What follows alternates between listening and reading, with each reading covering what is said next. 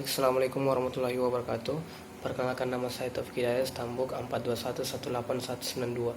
Baik, di sini saya akan menjelaskan pengertian dari kondisi fisik, pembinaan kesegaran jasmani, dan metode latihan fisik dan fase latihan. Penjelasan dari kondisi fisik. Kondisi fisik adalah kapasitas seseorang untuk melakukan kerja fisik dengan kemampuan bertingkat. Kondisi fisik dapat diukur secara kuantitatif dan kualitatif.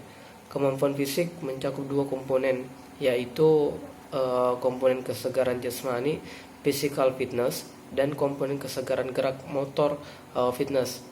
Dan yang kedua adalah kebugaran jasmani. Kebugaran jasmani merupakan kemampuan seseorang untuk melakukan kegiatan sehari-hari. Setiap manusia pastinya akan memperhatikan kesehatan tubuhnya, sehingga dibutuhkan aktivitas untuk menjadikan jasmani lebih segar, bugar, sehat. Kebugaran jasmani juga meningkatkan fungsi dan meningkatkan kebugaran. Istilah lain dari aktivitas fisik sering digunakan secara bergantian.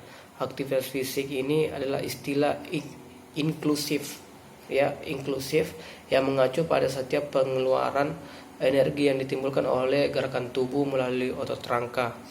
Dan yang ketiga adalah metode latihan fisik. Metode latihan fisik ada beberapa metode. Yang pertama, metode latihan sirkuit training.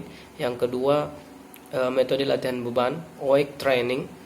Yang ketiga, metode latihan interval training. Dan yang keempat, metode latihan bermain kecepatan lari, speed play for fartlek. Dan yang kelima adalah metode latihan fisik naik turun bangku, bench stepping. Dan yang keenam adalah metode latihan fisik dengan sistem aerobik. Yang ketujuh adalah metode latihan fisik dengan sistem anaerobik. Adapun yang keempat adalah bagaimana fase latihan. Fase latihan itu fase latihan yang pertama durasi 1 sampai 2 jam. Setelah selesai berlatih, maka yang akan pertama kali dirasakan oleh tubuh kita adalah kelelahan berlatih, yang mengakibatkan kelelahan terjadi baik pada pusat maupun sekitar sistem mekanisme tubuh. Ada beberapa hal penyebab kelelahan, diantaranya adalah penurunan keaktifan saraf otot sebagai dampak yang dihasilkan dari proses latihan. Yang kedua, fase kedua, yaitu durasi 24 sampai 40 jam. Setelah sesi latihan berakhir, maka fase berikutnya yang disebut dengan kompensasi dimulai. Yang terjadi dalam fase ini adalah pemulihan dalam jangka waktu 3-5 menit setelah latihan. Yang dimaksud dengan ATP adalah sebuah molekul yang berfungsi sebagai sumber energi universal untuk reaksi seluler. Dan fase ketiga adalah durasi sampai 36 sampai 72 jam. Dalam fase ini ditandai dengan adanya titik balik dari proses superkompensasi yang menghasilkan peningkatan kualitas performa.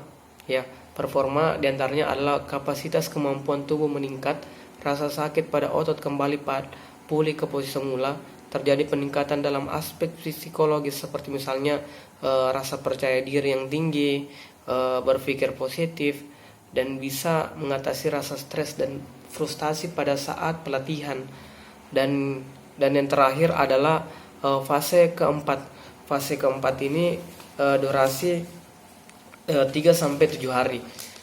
Jika kita memperhatikan tabel 1 di atas, maka di sana ada fase di mana setelah puncak dari superkompensasi, tubuh akan mengalami penurunan kembali yang disebut dengan involution. Itulah beberapa penjelasan dari saya terkait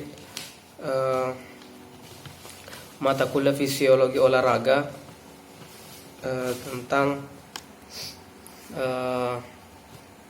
bagaimana kondisi fisik, metode metode latihan fisik dan selanjutnya adalah fase latihan.